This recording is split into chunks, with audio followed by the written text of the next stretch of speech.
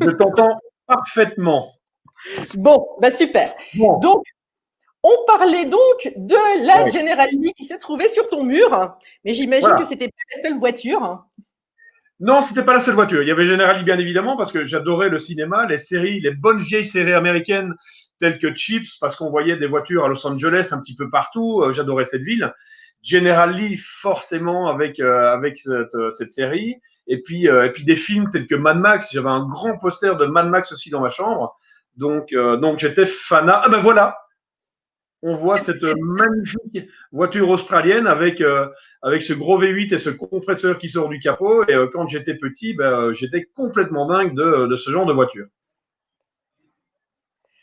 Alors, bien sûr, l'émission, on va parler de Wheeler Dealers, évidemment. Donc, Wheeler Dealers, tu peux nous expliquer le concept de l'émission?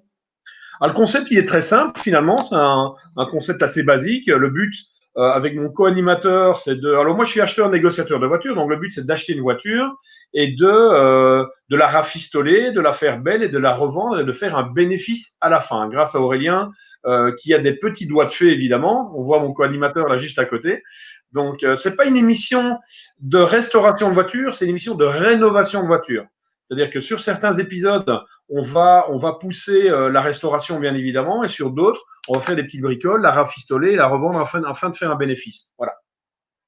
Alors, les voitures, c'est généralement des voitures qui datent à peu près ça va des années 50 aux Young Timers. Donc, des véhicules de 30 ans. On peut démarrer sur des voitures du début du siècle. Hein. Là, je peux pas trop m'avancer là-dessus pour l'instant. Ça reste un petit peu secret parce qu'on est en plein tournage de la saison 5 de Wheeler, mais on démarre sur une voiture du début du siècle, une très très vieille, une ancienne voiture. Et puis ça va jusqu'au Youngtimer. Il y a une forte demande sur les Youngtimers, donc les voitures des années 80, 90, des pré-classic cars finalement.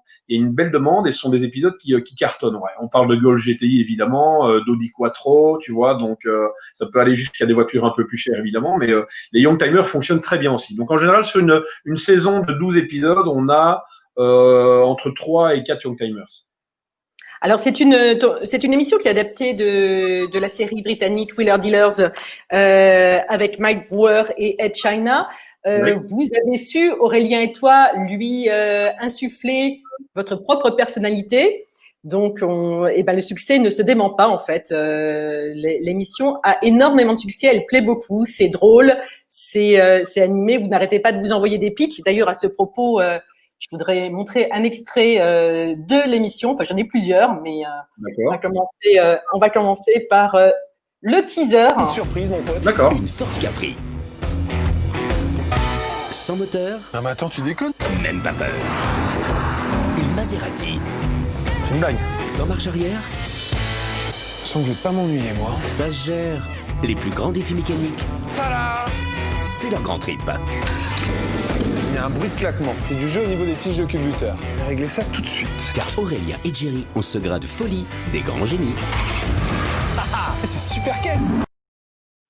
Alors toi, quand tu choisis tes voitures, on dirait moi, quoi. Tu regardes l'esthétique, le tableau de bord, machin, et puis alors après, Aurélien, il est juste effaré parce que la mécanique, t'as pas fait attention, c'est un détail.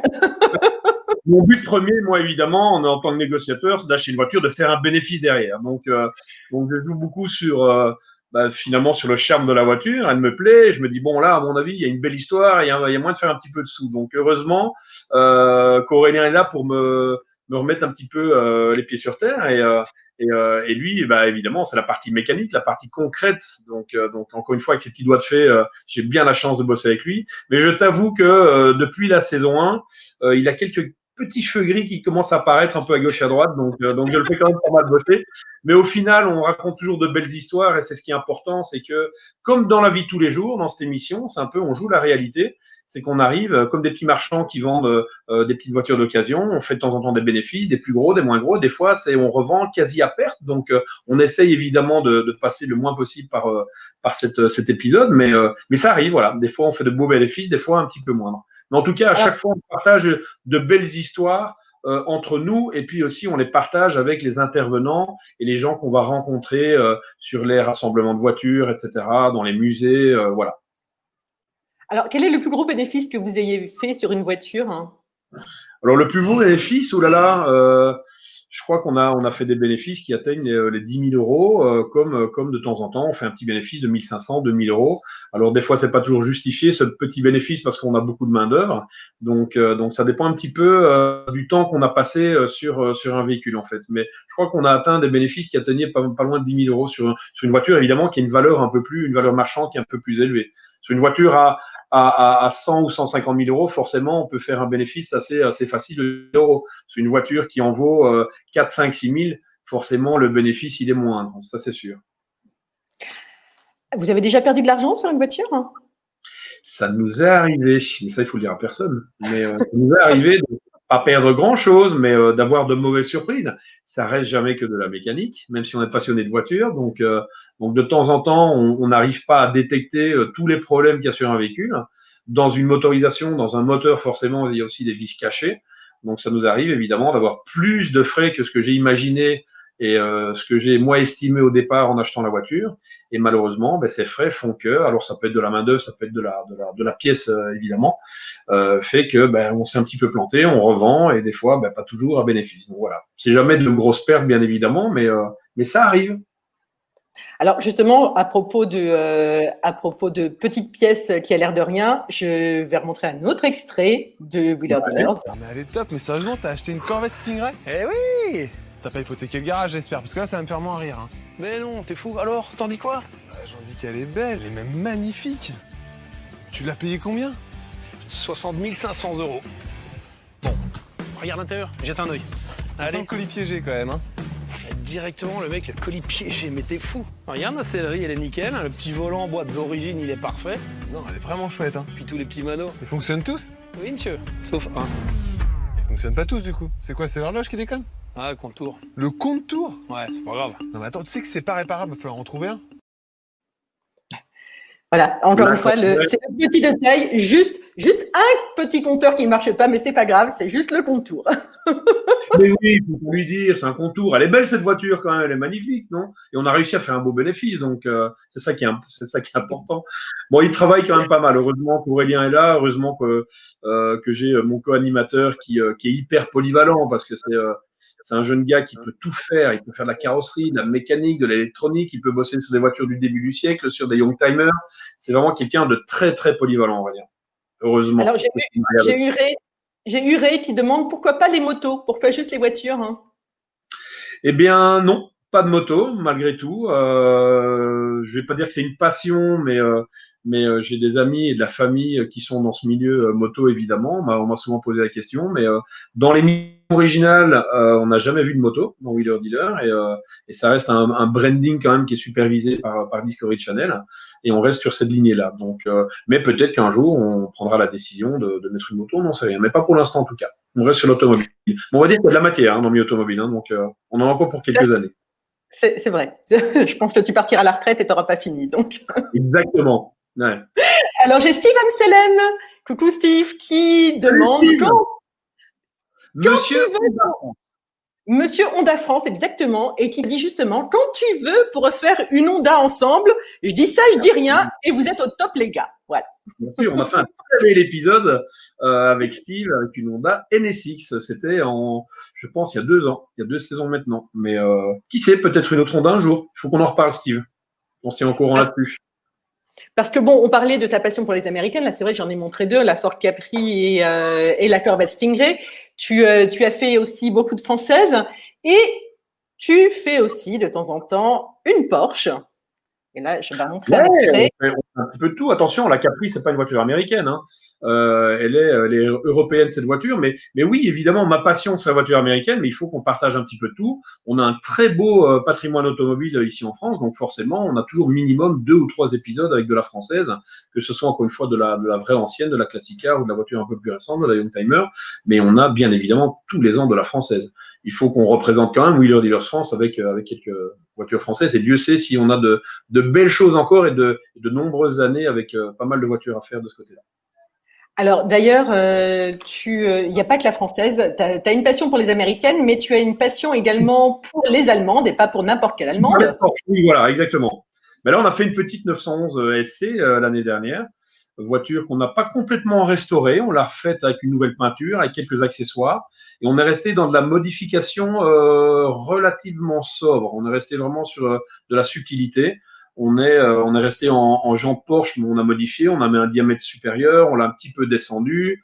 On a mis des pneus semi-slick. Et voilà, on était dans une tendance un petit peu resto mode, comme on appelle ça. C'est-à-dire, il y a de la modification, il y a de la préparation, mais on garde l'esprit vintage et l'esprit du constructeur. C'est vraiment très important, que ce soit du côté de la sellerie ou des accessoires, des roues, des pneus, etc.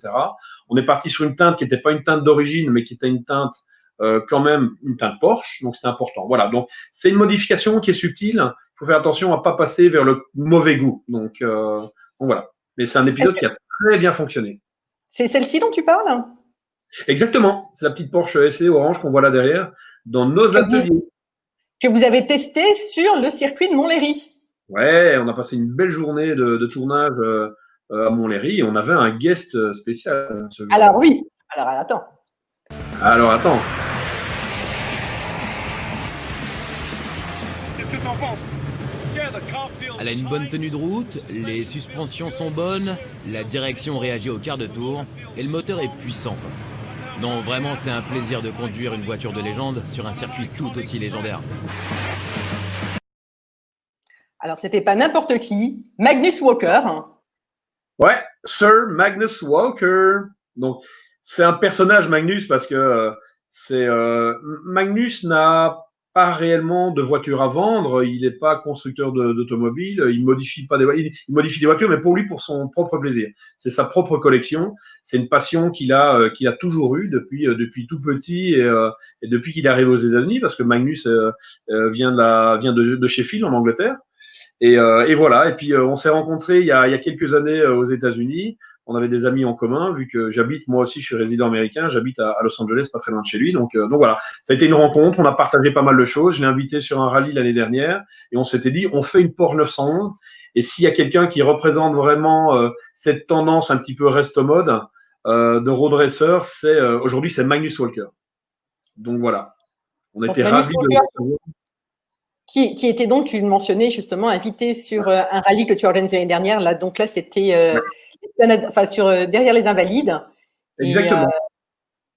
Là, on est place Vauban. C'était la veille du départ de mon rallye. Et on avait fait un petit rassemblement justement pour célébrer sa venue, puisque chaque fois qu'il est invité, qu'il va un peu aux quatre coins du monde, en général, ils font un petit rassemblement comme ça et les gens viennent le voir de loin parce qu'ils sont voilà. C'est un mec un peu impressionnant avec sa grande barbe et tout. C'est un personnage vraiment particulier, mais non moins sympathique. C'est vraiment un super cool gars. On était ravis de le recevoir en tout cas sur mon rallye, puisqu'il a participé les 3 jours qui ont suivi sur mon rallye Pro Rider GT Cruising qui démarrait de Paris, qui se terminait à Saint-Tropez. Alors dis-moi, Jerry, là tu restaures des voitures dans les règles de l'art, en quelque sorte, pour Wheeler Dealers. Est-ce que tu es également tuning? Alors tu vas me dire, j'aime pas le mot tuning, c'est plutôt custom culture, mais bon, je l'emploie exprès pour ceux qui sont pas familiers avec custom culture. Donc, est-ce que toi, tu es personnellement tuning? Alors, je sais que tu organises tous les ans un voyage pour le SEMA Show de Las Vegas. Alors là, c'est le temple du tuning. C'est le temple de la modification automobile, on va dire. C'est compliqué quand on parle de modification automobile. Il y a des a priori quand on utilise le mot tuning en Europe, parce que ça n'a pas toujours été bien utilisé, mais la custom culture, la modification automobile, c'est un peu la même chose finalement. À part que la custom culture, la modification automobile telle qu'on la voit là sur des street machines, des hot road ou des pro street ou des road racers, c'est une tendance qui est née après-guerre et qui est née dans un autre pays avec une autre culture, avec d'autres styles de musique, voilà. Mais c'est un peu la même chose. Si on parle de modification automobile, oui, évidemment. Dans Wheeler Dealer, on me connaît comme quelqu'un qui reste sur des voitures quasi non modifiées, mais ça fait partie de mes passions, bien évidemment. La modification automobile fait partie intégrante de l'histoire de l'automobile aujourd'hui, et surtout aux États-Unis. Voilà. Alors, aux États-Unis, toi, personnellement, tu conduis quoi? Alors moi, aux États-Unis, j'avais un petit peu de tout. J'avais beaucoup de voitures américaines d'origine parce que j'aime les voitures classiques, bien évidemment, à restaurer, j'aime ça. Et des voitures légèrement modifiées. Oh, ben, j'ai eu beaucoup de Chevrolet, en passant par les Chevrolet Camaro, les grands classiques, hein, Chevrolet Camaro des premières générations. Là, on voit une Chevrolet Nova, tu vois, les Chevrolet Nova première génération ou comme celle-ci deuxième génération, donc 70, 71, d'origine mais modifiée. J'adore les Mopars aussi, tu vois, une de mes voitures rêvée, ce serait une Dodge Coronet 67, une petite 67 RT. C'est une voiture que je kifferais d'avoir. D'ailleurs, mais dis donc, t'es bien documenté toi quand même. Hein. Alors, attends, parce que là, j'ai coupé mon téléphone. Hop, voilà, le téléphone qui m'a sonné. Mais voilà, mais après, j'aime de tout. J'aime pas que la voiture américaine. Demain, j'ai oh, ben dis donc, un petit Chevrolet Cameo. Alors ça, c'est extraordinaire. Il est beau, hein. Il est beau, celui-là. Il est magnifique, avec une petite benne flare side, comme on appelle ça. Contrairement aux bennes step side, où on voit le renfoncement de la roue et la benne un petit peu plus petite. Donc, c'est un joli petit. Alors, c'est un Apache ou un Cameo. Je pense que c'est un Apache, tu vois, mais magnifique couleur. Ça vient rappeler les ailes des Chevrolet Bel Air 57, tu sais, à l'arrière. Donc, c'est un utilitaire. Ah, voilà, c'est un utilitaire, mais quand même très joli véhicule. Alors là, les Ford aussi, bien évidemment, ça reste. Alors là, on est carrément sur un drag vintage. On voit que les roues décollent à l'avant. Donc là, on est sur une piste de dragster. Mais les Ford, j'en ai eu quelques-unes aussi. Et puis, si on parle de Galaxy, etc., on en vient à un moment forcément à la Ford Mustang. Alors, je ne sais pas si c'était bien documenté. La Ford Mustang, c'est une des voitures que j'ai le plus des marchés là aux États-Unis que j'ai le plus vendu en Europe. Il y avait une forte demande sur cette voiture qui est très très populaire. Évidemment, les cotes ont explosé aujourd'hui. J'achetais à l'époque un coupé première génération, 64 66 vers les 4-5 000 $. Aujourd'hui, ça en vaut beaucoup plus. Alors, on évoquait justement le fait que tu as organisé des voyages pour le SEMA Show, mais il n'y a pas que ça en fait. Tu as un voyage qui s'appelle le ProRider GT Cruising que tu organises tous les ans sur la côte ouest. Ouais. Alors le SEMA Show, là, oui, c'est ça. J'ai commencé par faire le SEMA Show il y a une bonne dizaine d'années maintenant. Donc j'emmène des petits groupes de Français découvrir ce salon de la modification automobile là aux États-Unis. C'est vraiment le salon de l'aftermarket. Et puis j'ai participé à des rallyes déjà à l'époque ici en Europe et aux États-Unis. Je me suis dit, tant qu'à faire découvrir les États-Unis, c'est bien de faire un salon qui est statique pendant plusieurs jours à Las Vegas. C'est une ville qui est magnifique et extraordinaire. Mais les emmener aussi en road trip à travers l'Ouest américain, j'avais pas mal de demandes et j'ai créé ça il y a quelques années. Donc les ProRider GT Cruising, c'est deux produits différents. Les ProRider GT Cruising aux États-Unis, j'emmène les gens finalement faire un voyage et un road trip. Je fournis dans le package les billets d'avion, les hôtels, les voitures, les repas, etc. Et alors il y a la version européenne, enfin la version française qu'on a créée l'année dernière, qui est un rallye finalement où les gens viennent avec leur propre véhicule. Donc, c'est-à-dire que moyennant un droit d'entrée, ils viennent avec leur voiture, mais qui est ici plutôt une voiture GT supercar moderne. Voilà, c'est deux produits un peu différents. Aux États-Unis, c'est vraiment un road trip où je fournis les voitures qui sont des voitures américaines, des muscle cars récentes, hein, bien évidemment, que ce soit Camaro, Chevrolet, Ford, évidemment. Et en Europe, donc le rallye qui ne dure que 3 ou 4 jours. En général, on démarre à Paris, on termine dans le sud de la France, on terminera à Monaco cette année. Les gens viennent avec leur propre voiture, c'est plutôt de la voiture GT et supercar. Donc Porsche, Ferrari, Lamborghini, etc. Alors justement, je vais montrer le teaser pour le rallye sur la côte ouest, donc le road trip sur la côte ouest. Avec plaisir. Allez, let's go!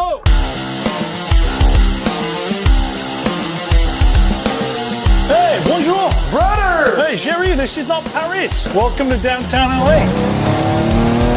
Oh, man, I can't believe I'm in this car, man. Okay. I want to get some info from you on what you want to do. And yeah, sure. Color-wise.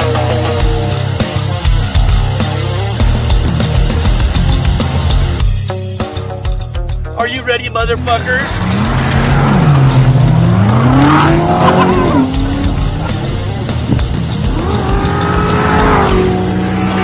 This is real life in downtown LA with ProRider TV. Like I always say, get out and watch ProRider TV. C'est pas compliqué, les amis. Très joli. Au revoir. Alors moi, qu'on puisse dire, c'est que ça fait envie. Alors encore une fois, Magnus Walker qui fait la promo de ta chaîne TV, donc ProRider TV également. Mais alors là, ouais, c'est ça. On est sur un épisode de ma chaîne YouTube ProRider Télé. Voilà, on retrouve Magnus, on retrouve des voitures du GT Cruising telles que la Corvette qu'on voit là. On voit mes amis Charlie et Alex des SoCal Frenchies avec la fameuse Supra qui qui développe presque 900 chevaux de mon pote Alex. Là, c'est un petit peu notre vie, notre lifestyle qu'on raconte à travers cet épisode là-bas aux États-Unis. Mais voilà. Alors, moi, je dire, c'est que ça fait très envie. Ouais. Ah ben en général, ouais. En général, il y a tellement de matière là-bas, tellement de belles choses à faire en termes de musées, encore une fois, de déplacements aussi. Partout où on va, on s'arrête dans les plus belles villes et on voit des endroits qui sont extraordinaires. Donc le fil conducteur, évidemment, c'est la voiture.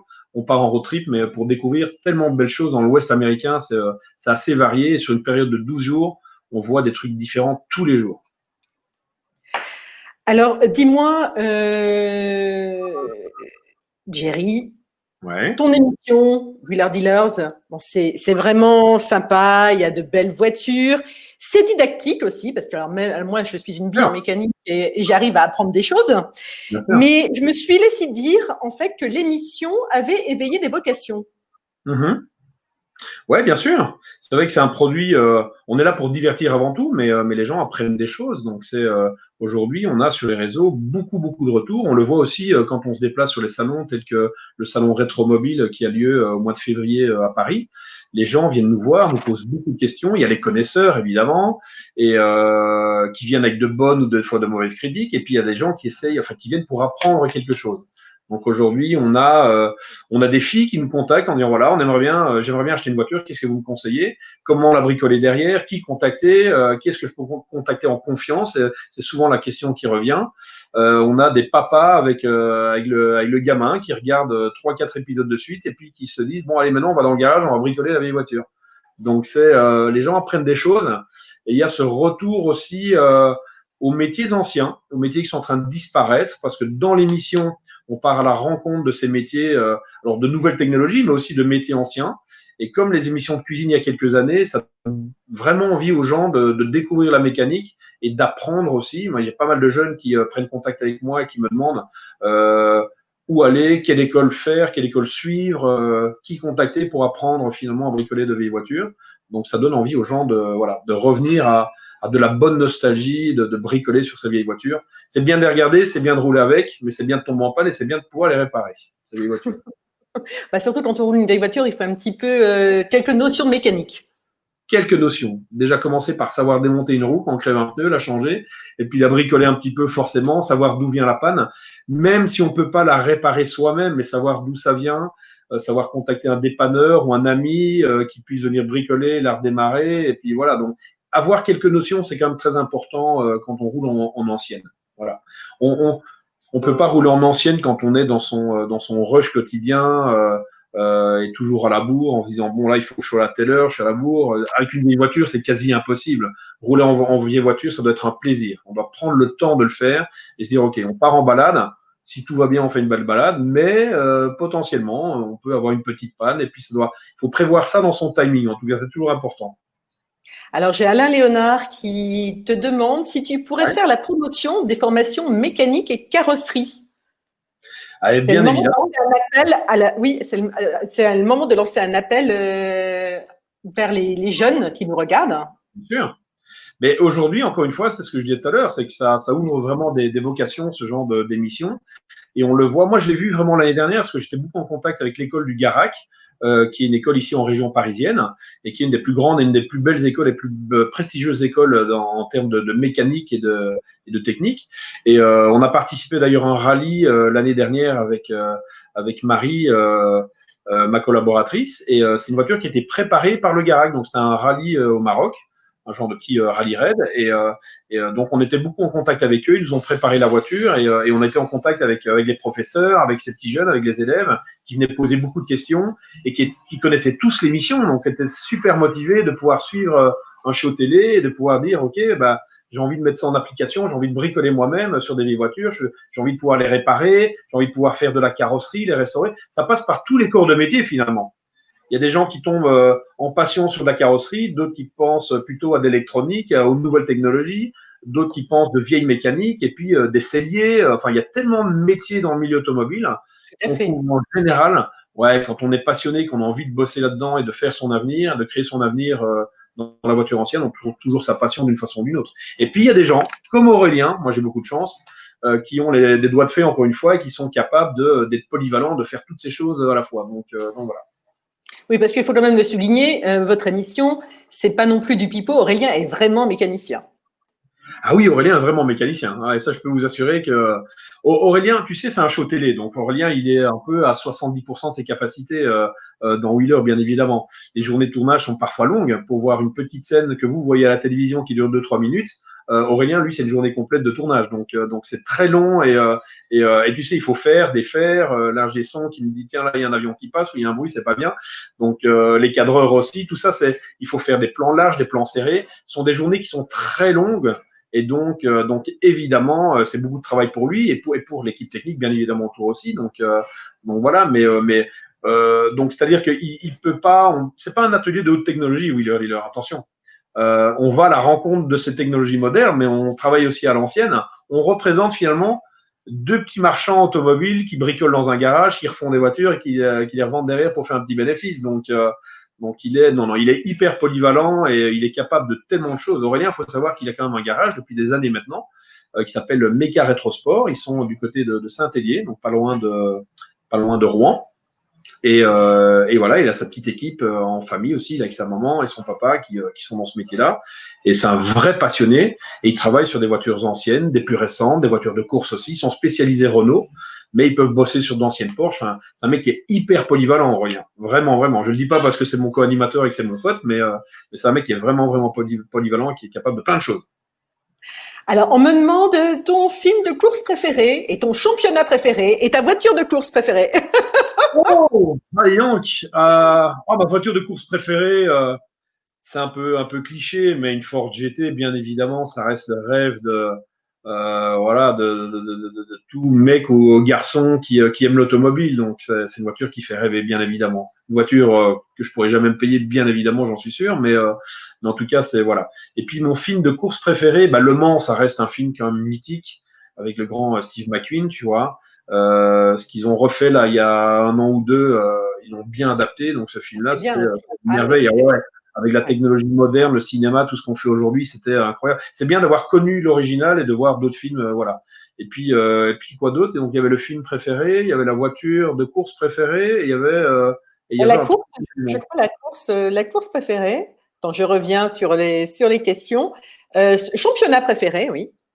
Oh, le championnat, je suis pas. Tu sais, quand tu es amateur de voiture, quand tu aimes l'automobile, c'est comme te demander quelle est ta voiture préférée. Il y en a tellement, évidemment. C'est un peu suivant l'humeur. Quand je suis aux États-Unis, bien évidemment, moi, j'ai toujours aimé, évidemment, les caisses américaines un petit peu customisées, etc. Donc forcément, le drag racing, j'ai toujours suivi ça. Le drag racing, les courses de dragster, finalement, qui se passent sur 400 mètres, c'est des courses d'accélération. Donc le but c'est pas la vitesse à ce moment-là, c'est pas celui qui roule le plus vite, mais c'est celui qui arrive le premier aux 400 mètres. Et les courses de drag, c'est né vraiment dans les années après-guerre où les mecs faisaient des courses avec le hot rod entre deux feux et la distance moyenne c'était du 250 mètres ou du 400 mètres. Et comme c'était interdit, bien évidemment, ils sont mis sur des pistes d'aviation, sur des endroits privés. Et de là est né les courses de dragster, la NHRA. Donc j'ai toujours aimé ça, bien évidemment. J'aime la Formule Indy, j'aime la NASCAR aux États-Unis. Mais en Europe, évidemment, aller voir un Grand Prix de Formule 1 ou aller voir les 24 heures du Mans, c'est ô combien mythique, quoi. Ou alors se retrouver sur des courses de voitures anciennes ou des rallyes sur route ouverte tels que le Tour Auto. J'y participe maintenant depuis 3 ans. C'est un vrai bonheur, mais c'est un échange chaque fois et c'est des produits différents, c'est des courses qui sont différentes, mais à chaque fois, j'y retrouve la passion, quoi. C'est ça qui est le plus important. Alors, j'ai Cobretti qui me dit qu'il a une Golf 3 12 chevaux fiscaux, boîte automatique, avec 160 000 km de 92. D'accord. Elle arrive sur ses 30 ans. Que me conseilles-tu, la garder ou la vendre? Ah ben ça, évidemment, c'est toujours la grande question. Moi, il y a tellement de voitures que je regrette d'avoir vendu, évidemment, mais malheureusement, c'est pas toujours facile. De pouvoir les stocker, toutes ces voitures, de les garder, ça coûte un peu d'argent. Et puis, selon les besoins de tout un chacun, ça dépend un petit peu. Moi, je te conseillerais de la garder, bien évidemment, tu vois, si elle prend de la valeur et que la voiture te plaît. Il y a aussi une valeur sentimentale avant tout. Je pense qu'avant de parler d'argent, c'est surtout une valeur sentimentale. Voilà, c'est une voiture, est-ce qu'elle a appartenu à quelqu'un de ta famille? Est-ce qu'elle a une vraie histoire? Il y a des voitures qui racontent quelque chose et qui ont une valeur sentimentale avant d'avoir une valeur marchande. Donc, c'est ça qui est le plus important finalement. Si elle n'a pas cette valeur sentimentale, que tu as besoin de sous, tu la revends cette voiture, tu en rachèteras une plus tard. Maintenant, s'il a une vraie valeur sentimentale, ben là, il faut la garder parce que rien ne pourra racheter ça plus tard. Donc, ça dépend un petit peu de chacun, du véhicule, de l'histoire qu'elle a et des moyens financiers que tu as, évidemment, des moyens que tu as de stocker ta voiture. Mais c'est à toi d'analyser tout ça et à dire, voilà, là, je fais une connerie, je la vends, ou alors j'ai vraiment besoin de sous, je la revends maintenant, j'en rachète une plus tard. Je suis passionné de voiture, mais une voiture, ça reste une voiture, ça reste un objet. Il y a des choses plus importantes dans la vie qu'une voiture aussi. Donc voilà. Et c'est un passionné de voiture qui te dit ça, hein, mais donc voilà. Et Je peux si pas tu analyser n'avais… la situation pour lui personnellement. En Ah bah règle oui, bien générale, c'est mon avis sur l'automobile, bien évidemment. Voilà. Mais évidemment, j'ai vendu des voitures il y a quelques années que je regrette aujourd'hui. Je me dis, merde, j'aurais dû la garder celle-là. Et puis quand je vois aussi la valeur qu'elle a pris entre-temps, c'est ça aussi des fois. Alors, si justement, si tu n'avais qu'une seule voiture, ce serait laquelle? Si j'avais qu'une seule voiture, tu vois, ça, c'est pas possible. C'est pas possible. Est-ce que je te demande si tu choisis entre ton papa et ta maman, toi, Stéphanie? Non, mais d'accord. Bah, moi, c'est la même chose. Je peux pas choisir une voiture, c'est pas possible. Est-ce que je garde l'automobile en termes de passion? Oui, je garderai l'automobile en termes de passion. Ouais. Pendant des années, ça m'a coûté très cher. Je m'étais dit là, il faut que je devienne un homme à un moment. Il faut que j'arrête de dépenser des thunes dans l'automobile. Et puis j'y suis encore. Aujourd'hui, je gagne un peu ma vie grâce à ça, mais la passion, elle est là, elle est toujours là. Et quand tu as une vraie passion, une voiture. Je parlais d'une Dodge Coronet RT tout à l'heure. C'est une voiture qui me plaît vraiment. Ouais. J'aimerais bien un jour avoir une belle. Alors, pas cette année-là exactement et pas ce modèle-là exactement, et pas la couleur non plus. Mais on se rapproche très fort de de ma Dodge Coronet RT de 1967 exactement. Attention, parce que la 66 c'est quasi la même et il y a des petits détails qui changent. Donc voilà, c'est une des voitures qui me va bien. Et ça? Et puis on retrouve cette fameuse Lamborghini Miura. Alors rien à voir, mais sans déconner, quelle beauté quand même. Tu sais quoi, moi j'ai cette voiture, je la laisse tout simplement, j'ai un beau loft, je laisse la voiture dedans et j'y touche jamais quoi. Et je la regarde. Ce serait dommage. Et je m'en dérange pas en la regardant. Non, mais bien évidemment que j'y roule avec. Non, mais c'est sûr. C'est bien d'avoir une jolie voiture, mais moi, je suis plutôt partisan d'avoir une voiture qui n'est pas complètement restaurée aux petits oignons, qui vaut des fortunes. Je suis plutôt partisan d'avoir une voiture qui est saine, qui n'a pas été accidentée, il n'y a pas trop de corrosion, qui a sa petite patine, mais qui démarre, qui est réglée aux petits oignons par contre, et qui démarre au quart de tour, et une voiture qui est faite pour rouler sur la route, quoi. Alors tu me demandes, tu vas rouler avec quoi? Ben, ça dépend aussi de l'ambiance de l'endroit où je suis. Si je suis aux États-Unis, je traverse le désert, forcément, j'aurai une vieille américaine des années 50-60 ou 70. Si je suis en Europe, ici, je traverse la campagne française et je roulerai plutôt en 2 chevaux ou en 4L, tu vois. Je prends autant de plaisir avec l'une ou avec l'autre. Voilà. Alors, si tu avais pu choisir, dans quelle époque aurais-tu vécu? Quelle période du XXe siècle aurais-tu choisi? Sans aucune hésitation, dans les années 50-60, quoi. Il suffit de se mater un bon épisode, un bon vieil épisode de merde, comment ça s'appelle, avec Fonzie, Les Jours Heureux, Happy Days. Mais voilà, je t'en parlais l'autre jour, c'est pour ça que tu as pensé à moi et tu as mis la fiche d'Happy Days avec Fonzie. Mais non, mais sans déconner, la famille complète, ils sont tous là. Alors attention, parce que Fonzie, quand même, tu vois, quand il donnait rendez-vous dans son bureau, tu te souviens, c'était dans les toilettes. Et il avait chaque jour, il a un peigne de couleurs différentes.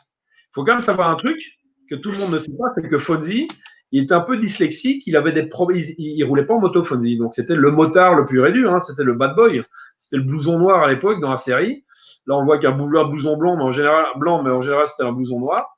Et le mec, il arrivait souvent en bécane, c'était le motard, quoi, c'était le biker en fait. Et ce mec-là, il savait absolument pas conduire une bécane. Donc, ils avaient construit sur le plateau un genre de skateboard géant où il poussait le skateboard avec la bécane dessus et lui dessus.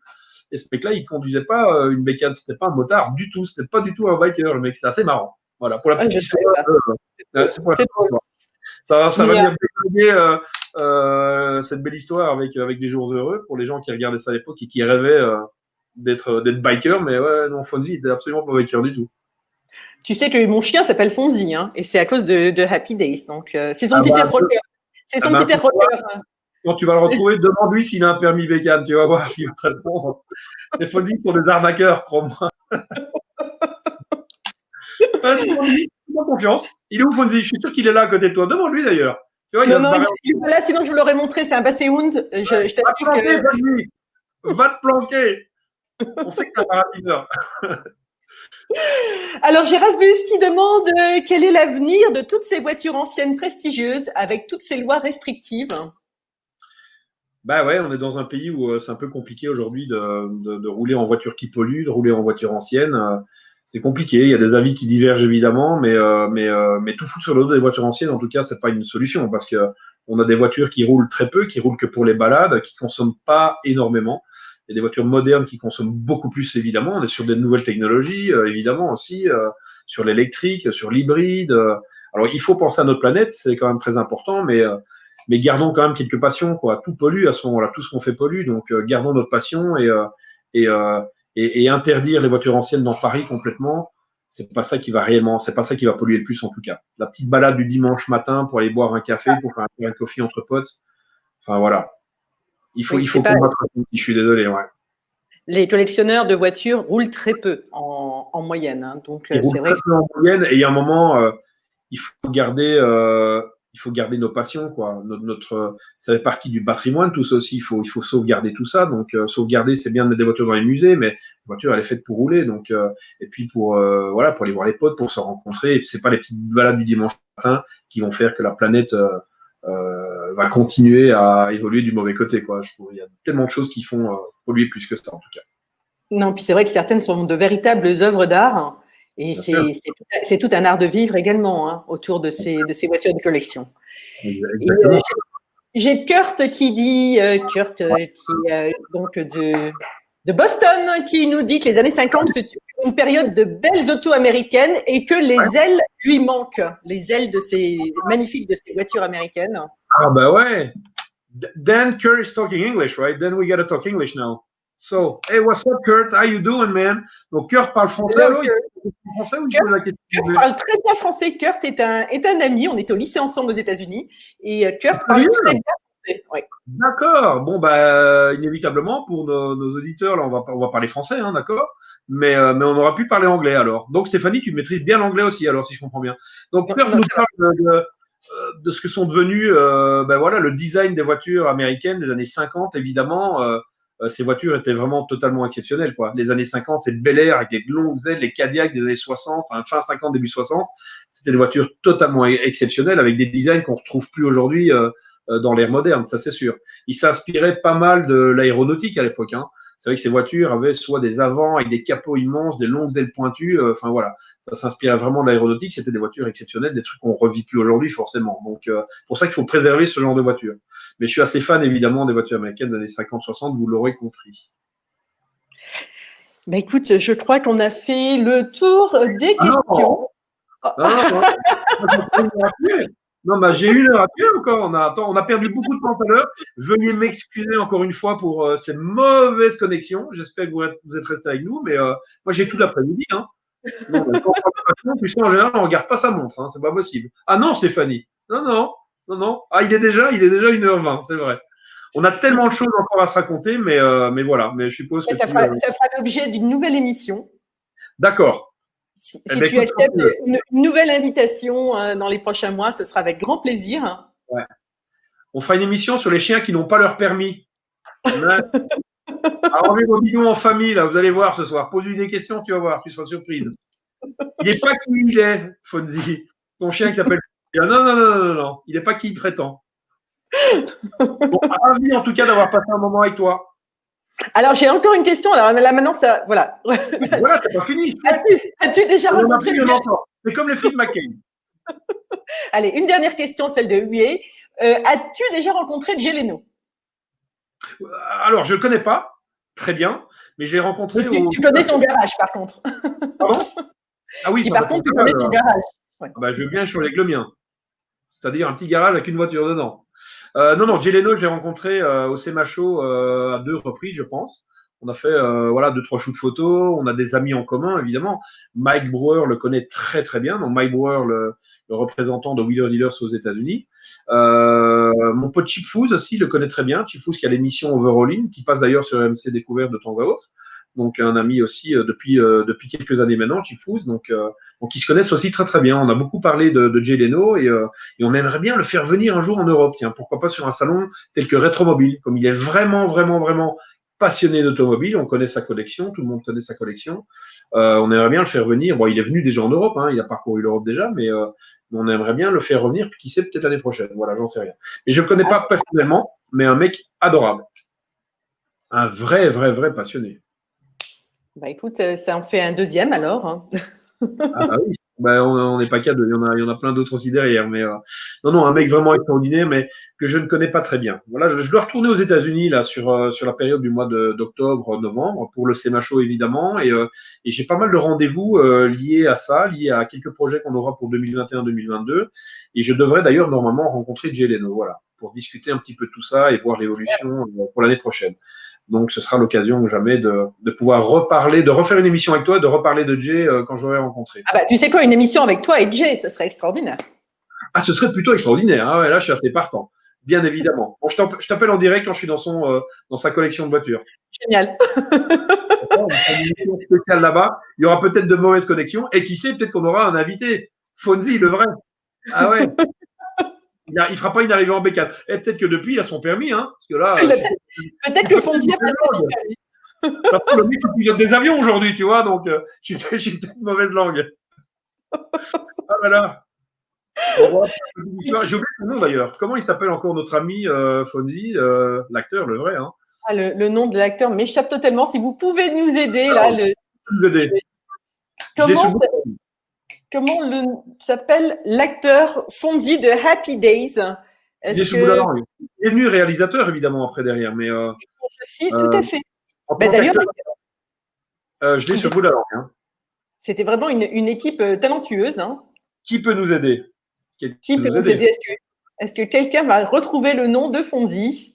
Réponse, les Cunningham. Oui, ça, c'est la famille. La famille Cunningham. C'est Herbert Fonzarelli, oui, bon. Mais bon, c'est son vrai nom de l'acteur, en fait. Comment s'appelle? Non, c'est son vrai nom et prénom dans la série. De l'aphonie diminutif. Alors, c'est Fonzarelli, le nom de famille. Henry Winkle, c'est pas ça? Ah, oui, c'est ça, Henry Winkle. Ah oui, c'est ça que je cherchais. Voilà, exactement. Exactement. Et donc, Fonzarelli, oui, et le prénom Herbert, il s'appelait… Non, Arthur, c'est ça, Kurt. Arthur Fonzarelli, ouais. Et du coup, c'était son vrai nom et prénom dans la série. Le diminutif, évidemment, Fonzie, mais c'est Henry Winkler. Voilà, exactement. Henry Winkler, oui.